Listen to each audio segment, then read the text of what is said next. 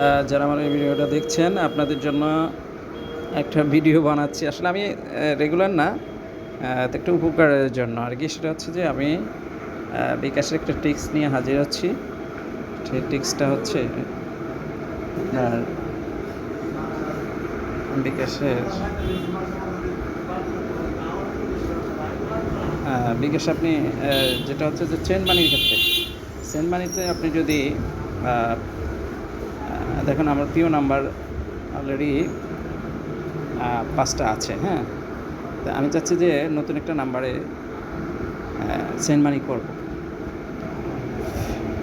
নতুন একটা যেগুলো প্রিয় নাম্বার ছাড়া অন্য কোনো নাম্বারে 100-র উপরে সেন্ড মানি করলেই কী করে চার্জ করে।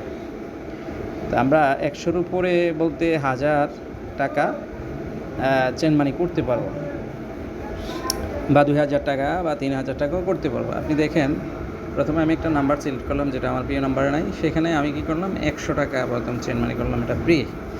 এই দেখেন, কোনো চার্জ হবে না। কিন্তু পরবর্তীতে দেখা যাচ্ছে যে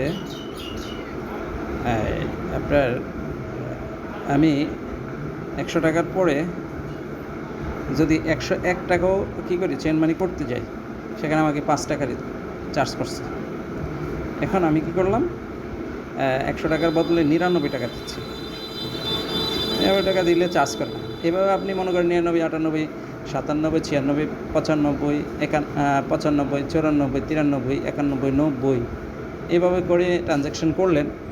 করার পরে আপনার যেমন 99 টাকা 1 টাকা, তারপরে 98 টাকা 2 টাকা, 97 টাকা 3 টাকা, এই যে ঘাটতিগুলো, এই ঘাটতিগুলো ক্যালকুলেশন করে সুন্দর করে যে টাকাটা থাকবে, ধরেন আপনার 100 টাকায় হলো 2000 টাকা, 3000 টাকা, 4000 টাকা পাঠালে যে ঘাটতিগুলো হচ্ছে, এই ঘাটতিগুলো আপনি কলমে একটা করলেন, নোট করলেন।